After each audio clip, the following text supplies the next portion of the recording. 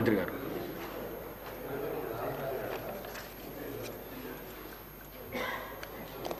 అధ్యక్ష, హరీష్ రావు గారు, తర్వాత వివేకానంద్ గారు, డాక్టర్ గారు అడిగిన ప్రశ్నలన్నిటికీ కూడా నేను నేరుగానే సమాధానం చెప్పాలని అనుకుంటున్నాను. కొద్ది సమయం కూడా ఇవ్వాల్సిందిగా కోరుతా ఉన్నాను. హరీష్ రావు గారు ఒక ప్రశ్న దాటేయటానికి ఉప ముఖ్యమంత్రి గారు, ఫైనాన్స్ మినిస్టర్ గారు ప్రయత్నం చేశారని చెప్తా ఉన్నారు. నేను దేన్ని దాటేయటానికి ప్రయత్నం చేయట్లేదు అధ్యక్ష. మీ ప్రశ్నలోనే చాలా స్పష్టత ఉంది. దానికి తగినట్టుగానే నేను ఆన్సర్ చేశాను తప్ప ఎక్కడ తప్పించడానికి ప్రయత్నం చేయలేదు అధ్యక్ష. ఎన్ని డిఏలు పెండింగ్లో ఉన్నాయనే ప్రశ్న లేదు. పెండింగ్ వాయిదాలతో పాటు ఉద్యోగులు, పెన్షన్దారులు, కరువు భత్యం చెల్లింపులు పరిస్థితి ఏంటని అడిగారు. ఎన్ని ఉన్నాయంటే అన్ని లెక్క చెప్పేవాడు. అదే నాకు ఇప్పుడు కూడా ఇబ్బంది లేదు, చెప్తాను స్పష్టంగా. అధ్యక్ష, ఈ రాష్ట్ర ప్రభుత్వానికి మిత్రుడు చెప్పినట్టు డాక్టర్ గారు ఈ క్యాబినెట్లో ఉన్న ముఖ్యమంత్రితో సహా అందరి మంత్రులకి మానవీయ కోణం చాలా స్పష్టంగా ఉంది అధ్యక్ష. ప్రతి నిర్ణయం అటు ఉద్యోగస్తులు కానీ ప్రజల గురించి కానీ ఆలోచన చేసి సాధ్యమైనంత వరకు వాళ్ళ ప్రశ్నలు, వాళ్ళ సమస్యలు పరిష్కారం చేయడం కోసం ప్రయత్నం చేస్తాం అధ్యక్ష. ఉదాహరణకి ఈ భారము, ఉద్యోగస్తుల భారము, ఈరోజు పెండింగ్ ఉన్నటువంటి బకాయిలు ఈ ప్రభుత్వానికి వారసత్వంగా వచ్చింది అధ్యక్ష. మీరు సక్రమంగా ఆనాడు చేసి ఉంటే అసలు ఈ సమస్యలే ఉత్పన్నమయ్యేది కాదు.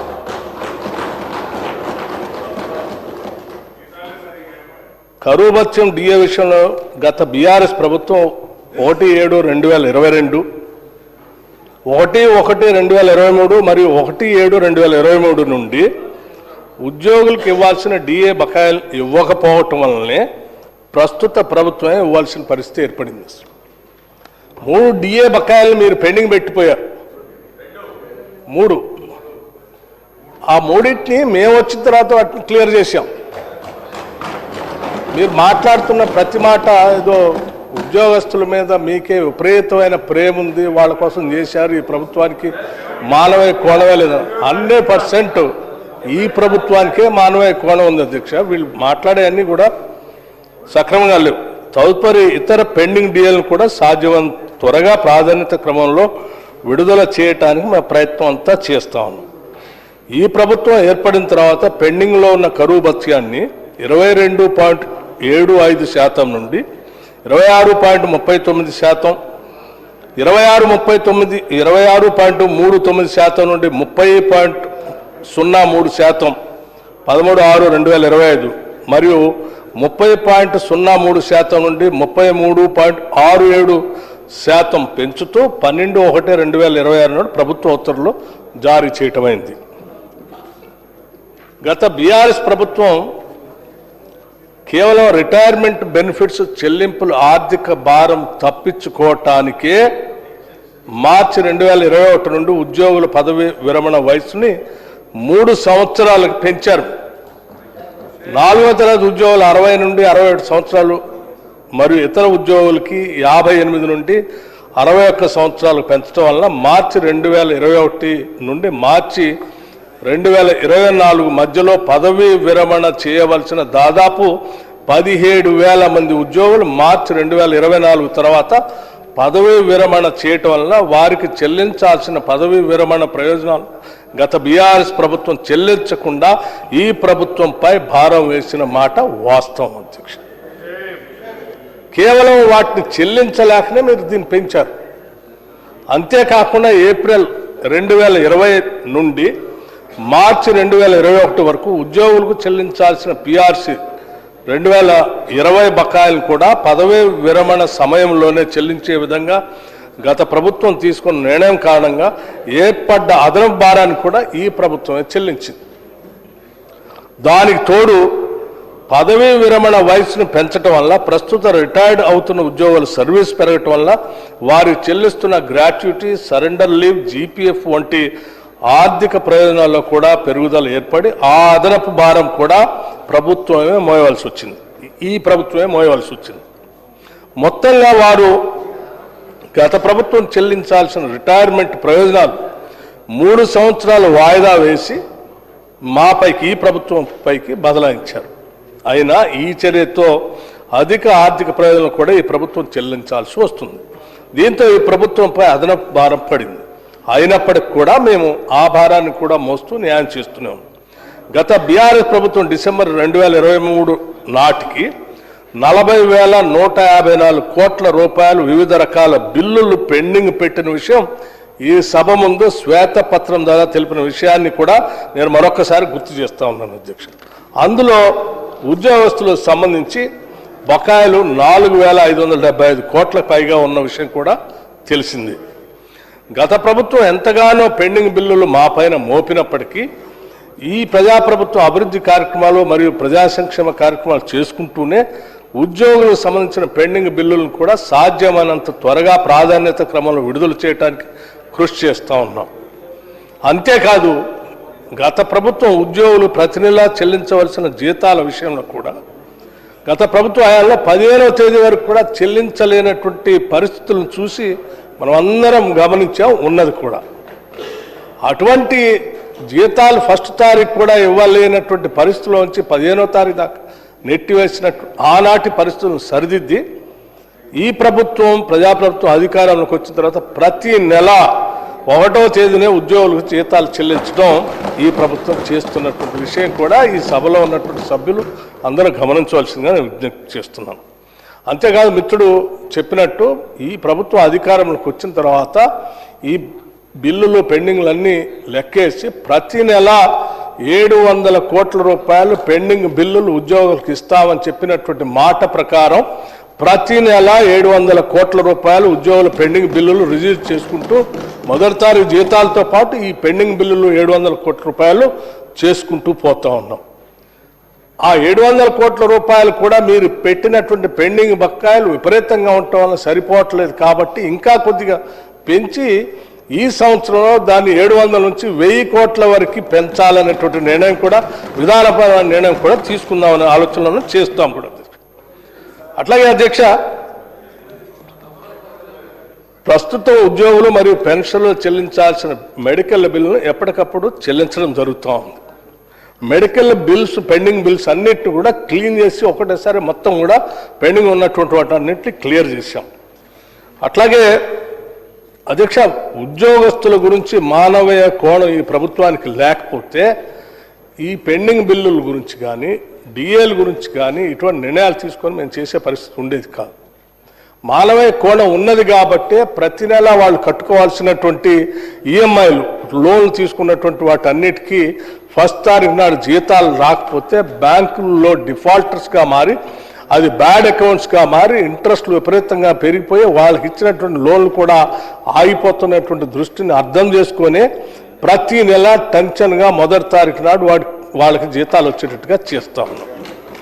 అట్లాగే దాంతోపాటు ఈ ప్రభుత్వానికి మానవీయ కోణం ఉన్నది కాబట్టి ఈరోజు ఉద్యోగస్తులందరి కోసం ఉపయోగపడేటట్టుగా క్యాష్లెస్ హెల్త్ స్కీమ్ని తీసుకొని వచ్చి, cashless health scheme for employees, ఈ రాష్ట్రంలో పనిచేస్తున్న ఉద్యోగస్తులు అందరూ ఆ కుటుంబాలపై ఆధారపడి ఉన్నటువంటి కుటుంబ సభ్యులందరికీ ఉపయోగపడేటట్టుగా కొన్ని దశాబ్దాలుగా వీళ్ళు దీనికోసం కోరుతా ఉన్నారు అధ్యక్ష. 10 సంవత్సరాలు మీ ప్రభుత్వ హయాంలో కూడా ఉద్యోగస్తులు క్యాష్లెస్ ఈ హెల్త్ కార్డు కావాలని అడిగి అలసిపోయి ఉన్నారు. కానీ మేము ఈరోజు ఒక విధానపరమైన నిర్ణయం తీసుకొని ఉద్యోగస్తుల కోసం దాన్ని ప్రకటించి అమలు చేయబోతా ఉన్నాం. అట్లాగే ప్రమాదవశాత్తు ఉద్యోగస్తులకు ఏదైనా జరిగితే దురదృష్టవశాత్తు వాళ్ళకి ఇన్సూరెన్స్ స్కీమ్ కూడా తీసుకొని వచ్చి 1,20,00,000 రూపాయలు వాళ్ళకి అందుబాటులోకి వచ్చేటట్టుగా ఆ స్కీమ్ని కూడా తీసుకొని వచ్చాం. ఇది ఈ ప్రభుత్వానికి ఉన్న మానవీయ కోణం అధ్యక్ష. దీని ద్వారా ఈ రాష్ట్రంలో ఉద్యోగం చేస్తున్నటువంటి ఎవరికి కూడా దురదృష్టవశాత్తు జరగరాన్ని ఏమైనా జరిగితే ఆ కుటుంబం ఇబ్బంది పడకూడదన్నట్టు తీసుకొచ్చిన ఈ స్కీము ఈరోజు మేము తీసుకొచ్చాం. ఇప్పటికే ప్రభుత్వ ఉద్యోగులు తీసుకొచ్చే ముందు ఎనర్జీ డిపార్ట్మెంట్లో తీసుకొని వచ్చాం అధ్యక్ష. ఈరోజు ఎనర్జీ డిపార్ట్మెంట్లో ఎస్పీడీసీఎల్లో ఒక లైన్మెన్ అనుకుంటా బహుశా ప్రమాదవశాత్తు మరణిస్తే ఈరోజు ఆ తీసుకొచ్చినటువంటి ఇన్సూరెన్స్ సంబంధించిన ₹1 కోటి చెక్ని ఈ రోజే మన ఆ చెక్ను కూడా ఉద్యోగస్తులకి అందించే కార్యక్రమం కూడా మీరు పర్మిషన్ ఇస్తే బ్రేక్ టైంలో ఇచ్చే ఏర్పాట్లు కూడా చేశాం. ఇది ప్రభుత్వానికి ఉద్యోగస్తుల పైన ఉన్నటువంటి మానవీయ కోణం అధ్యక్ష. మేము ఇప్పటివరకు ఎన్ని క్లియర్ చేశారు అంటే దాదాపు ఈ ప్రభుత్వం వచ్చిన తర్వాత ₹6,146 కోట్ల పెండింగ్ బిల్స్ని ఉద్యోగస్తులు క్లియర్ చేసుకుంటూ వచ్చాం. మీరు అనేక రకాలైనటువంటి ఆర్థిక విధ్వంసాన్ని చేసి వ్యవస్థలన్నింటిని విధ్వంసం చేసి ఏ వ్యవస్థను కూడా సక్రమంగా నడవలేకుండా చివరికి పనిచేసే ఉద్యోగస్తులు కూడా నెల నెల జీతాలు ఇవ్వకుండా వాళ్ళ ఫైనాన్షియల్ ప్లాన్ కూడా చిన్నాభిన్నం చేస్తే ఈరోజు మేము ఎంతో నిక్కచ్చిగా ఆర్థిక క్రమశిక్షణతో సాధ్యమైనంత వరకు వీటన్నింటినీ సరిచేస్తూనే ఉద్యోగస్తులకు మొదటి నెల జీతాలు ఇస్తూనే వాళ్ళకు కావాల్సినటువంటి క్యాష్లెస్ హెల్త్ కార్డుని ఇస్తూనే ప్రమాదవశాత్తు ఏదైనా జరిగితే చేసేటువంటి ఈ స్కీమ్ని కూడా తీసుకొని వస్తూ ఈరోజు రాష్ట్రంలో ఉన్నటువంటి ఉద్యోగస్తుల కోసం ఎవరైనా ఆలోచన చేస్తున్నారంటే ఇందిరమ్మ ప్రభుత్వం ప్రజాప్రభుత్వం ఈ ప్రభుత్వమే చేస్తుంది తప్ప మీరు చేయలేదు. మీరు ఈరోజు అన్ని పెండింగ్ పెట్టి వాళ్ళకి కావాల్సిన ఇబ్బందులను పెట్టి ఈరోజు మొసలి కన్నీరు గారుస్తూ ఉద్యోగస్తుల కోసం మీరున్నారు అని అంటే ఎవరు ప్రజలు నమ్మే పరిస్థితులు లేరు అధ్యక్ష. మేము ఈ డిఏలకు సంబంధించి కానీ లేకపోతే మిగతా అంశాల గురించి సంబంధించి కానీ సాధ్యమైనంత వరకు ఇప్పటివరకు ప్రస్తుతం 4 డిఏలు పెండింగ్లో ఉన్నాయి అధ్యక్ష. వాటిని కూడా వీటన్నిటిని కూడా విధానపరమైన నిర్ణయాలు తీసుకొని ఉద్యోగస్తులకి పెండింగ్ బిల్స్ కానీ వారు పెన్షనర్స్ ఇబ్బందులు చెప్పారు అధ్యక్ష. పెన్షనర్స్ వాళ్ళందరూ కూడా ఆలోచన చేసి సాధ్యమైనంత వరకు పెన్షనర్స్కి మొట్టమొదటిగా కావాల్సింది హెల్త్ సంబంధించినటువంటి బిల్స్. మా ఫైనాన్స్ డిపార్ట్మెంట్లో అందరం కూర్చొని ఈ రాష్ట్రంలో ఏ ఉద్యోగి కూడా గతంలో పెన్షనర్స్ ద్వారా వచ్చినటువంటి మెడికల్ బిల్స్ ₹1 కూడా పెండింగ్ ఉండటానికి లేదు. ఎవ్రీ మంత్ జీరో చేసేసేయాల్సిందే అని చెప్పి స్పష్టమైనటువంటి ఆదేశాలు ఇచ్చాం. ఇది మాకున్నటువంటి మానవీయ కోణం అధ్యక్ష. ఈ ప్రభుత్వ చిత్తశుద్ధిని ఉద్యోగస్తుల పట్ల కానీ లేకపోతే ఈ రాష్ట్ర ప్రజల పట్ల కానీ ఈ ప్రభుత్వానికి ఉన్నటువంటి చిత్తశుద్ధి సంక్షేమం మానవీయ కోణం గురించి ఎవరు పరిశీలించలేనంత స్థాయిలో ఈ ప్రభుత్వం విధానపరమైన నిర్ణయాలు తీసుకొని ముందుకు పోతా ఉంది అధ్యక్ష.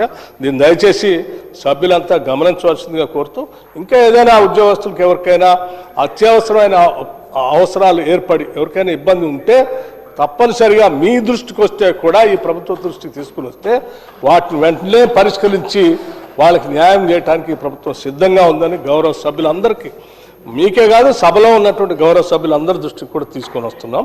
We are there for the welfare of the employees. Thank you అధ్యక్ష.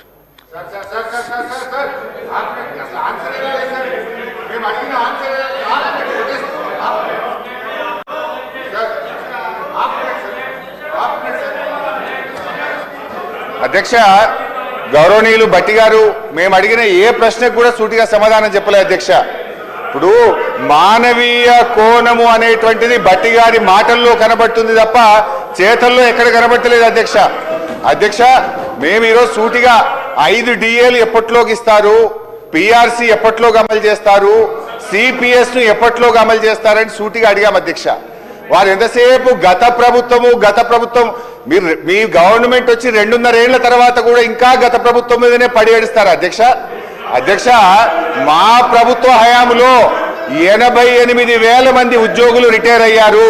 ఇయర్లీ కూడా లెక్క చెప్పమంటే చెప్తా. బీఆర్ఎస్ 9 ఏళ్ల కాలంలో 88,000 మంది ఉద్యోగులు రిటైర్ అయితే వారందరికీ పెన్షన్ బెనిఫిట్లు మేము ఇచ్చాము. మీరు ఎప్పట్లోకి ఇస్తారో చెప్పండి. సో ఈ ప్రభుత్వం పెన్షన్ బెనిఫిట్లు రిటైర్డ్ ఉద్యోగులకు ఇవ్వడం పట్ల, పిఆర్సీ డిఏ విషయంలో, సిపిఎస్ విషయంలో ఉద్యోగుల పట్ల మోసపూరిత వైఖరికి నిరసనగా బీఆర్ఎస్ పార్టీ తరఫున తీవ్రమైన నిరసన తెలియజేస్తూ వాకౌట్ చేస్తున్నాం అధ్యక్ష. డిప్యూటీ సీఎం గారు డిప్యూటీ సీఎం గారు, డిప్యూటీ సీఎం గారు. అధ్యక్ష, నేను ఇంత స్పష్టంగా చెప్పాను, ఈ ప్రభుత్వం ఉద్యోగస్తుల కోసం ఎంత కఠినంగా వాళ్ళకి రావాల్సిన ఏమి ఇవ్వకుండా పెండింగ్ పెట్టి నిర్దాక్షిణ్యంగా వాళ్ళకి వచ్చే జీతాలు కూడా ఇవ్వలేదు అధ్యక్ష. ఫస్ట్ సరే, వచ్చే ఇప్పుడు చెప్పినటువంటి ఆ రిటైర్మెంట్ బెనిఫిట్స్ కూడా పెండింగ్ పెట్టిపోయారు. ఈరోజు సభలో కూర్చొని వాళ్ళు ఇటువంటి ఉపన్యాసం చెప్తా ఉంటే నిజంగా నవ్వాలో ఏడవాలో అర్థం కావట్లేదు. ఈ ప్రభుత్వం మానవీయ కోణం లేకపోతే వాళ్ళు పెట్టినటువంటి ఇబ్బందులకి, చేసిన ఆర్థిక విధ్వంసానికి మేము మొదట రాగానే ఉద్యోగస్తులు మొదటి తారీఖు నాడు జీతాలు ఇవ్వాలన్నటువంటి ఆలోచన, ఎన్ని ఇబ్బందులున్నా వాళ్ళకి ఇంప్లిమెంట్ చేసే ప్రక్రియలో ఇంతవరకు ఎటువంటి సమస్య రాలేదు కదా అధ్యక్ష. ఫస్ట్ తారీఖు నాడు టంచన్గా వారి అకౌంట్లో డబ్బులు పడుతున్నాయి కదా అధ్యక్ష. హెల్త్ కార్డు గురించి ఇన్ని సంవత్సరాలు అడిగితే మీరు ఎందుకు చేయలేదు? నిజంగా మీకు మానవ కోణం ఉండి ఉద్యోగస్తుల గురించి ఏమాత్రం ఆలోచన చేయాలన్నా క్యాష్లో హెల్త్ కార్డు గురించి ఎందుకు ఆలోచన చేయలేదు? ఎందుకు చేయలేదు? మీరు ఏ ఒక్కరోజైనా ఆలోచన చేశారా? చేయలేదు కదా. అట్లాగే ఈ పెండింగ్ వాటికి సంబంధించి వాళ్ళు అడుగుతూ ఉన్నారు, ఎప్పట్లోగా చేస్తారు. నేను చాలా స్పష్టంగా చెప్పాను అధ్యక్ష, వేతన సవరణ సంఘం నివేదికను సమర్పించిన తర్వాత కొత్త వేతన స్కేల్ అమలు కోసం ప్రభుత్వం ఆ వేతన సవరణ సంబంధించినటువంటి కమిషన్ ఇవ్వాల్సిన రిపోర్ట్ ఇంకా ఇవ్వలేదు. ఇచ్చిన తర్వాత చెప్తామనంటే మీరు చేయట్లేదు, వెళ్ళిపోతున్నామనంటే ఇది ఎట్లా ఉందంటే తొండికి ఏదో ఒకటి ఈ ప్రభుత్వం మీద ఏదో ఒక అబండాలు వేసి వెళ్ళిపోవాలనేటువంటి ఆలోచన తప్ప ప్రజల కోసం కానీ, ఉద్యోగస్తుల గురించి కానీ, రాష్ట్రం గురించి కానీ ఆలోచన చేద్దాం. ఈ సంక్షేమ మార్గంలో ఈ రాష్ట్ర ప్రభుత్వం తీసుకొస్తున్న అనేక కార్యక్రమాలకి మనం ప్రజల పక్షాన మనం కూడా దీనికి మద్దతు ఇద్దాం. లేకపోతే ఈ ప్రభుత్వం అనేక రకాలైన సవాళ్లు ఎదుర్కొంటుంది. ఆ సవాళ్లు ఎదుర్కొని కూడా నిలబడి నిటారుగా రాష్ట్ర ప్రభుత్వం అభివృద్ధి కోసం ముందుకు పోతా ఉంది. ఆ ముందుకు పోయే క్రమంలో మనం రాష్ట్ర అభివృద్ధికి అడ్డంకి కాకూడదు. రాజకీయ విభేదాలు అనేక ఉన్నప్పుడు కూడా రాష్ట్ర అభివృద్ధి గురించి మాత్రం మనం అడ్డంకి అయ్యి రాష్ట్ర అభివృద్ధిని ఆపితే ప్రజలకు నష్టం జరుగుతున్నట్టు కనీస సోయి కూడా లేకుండా ఈ రకంగా మాట్లాడిపోవటం అనేది చాలా బాధాకరం అధ్యక్ష. నేను ఇప్పటికి కూడా చెప్తా ఉన్నాను మీ ద్వారా, రాష్ట్ర ప్రభుత్వ ఉద్యోగుల గురించి కానీ, ప్రజల గురించి కానీ రాష్ట్ర ప్రభుత్వం చాలా సిద్ధశుద్ధితో పనిచేస్తూ ఉంది అధ్యక్ష. రాష్ట్రంలో ఉన్నటువంటి ఉద్యోగ సంఘాల నాయకులతో కూడా ఎప్పటికప్పుడు, గతంలో ఎప్పుడు ఉద్యోగ సంఘాల నాయకులతో వాళ్ళు చర్చలు కూడా చేయలేదు అధ్యక్ష. మేము జేఏసీ వాళ్ళందరితో అనేక సార్లు కూర్చొని వాళ్ళ సమస్యలన్నీ విని సాధ్యమైనంత వరకు పరిష్కారం చేయడం కోసం ఉన్నాయన్నీ చేసుకుంటూ పోతున్నాం. అందుకే ఇవాళ ఉద్యోగస్తులు ఈ ప్రభుత్వం చేస్తున్న అన్ని సంక్షేమ కార్యక్రమాలు సాధ్యమైనంత వరకు పై స్థాయి నుంచి చీఫ్ సెక్రటరీ నుంచి కింద గ్రామంలో పనిచేస్తున్నటువంటి గ్రామ పరిపాలన అధికారి వరకు కూడా ఈ ప్రభుత్వం తీసుకొచ్చే అన్ని సంక్షేమ కార్యక్రమాలు లేకపోతే ఇతరత్ర అభివృద్ధి కార్యక్రమాలను ప్రజల దగ్గర తీసుకుపోయే క్రమంలో ఈ ప్రభుత్వంతో కలిసిమెలిసి వారంతా పనిచేస్తూ ఉన్నారు.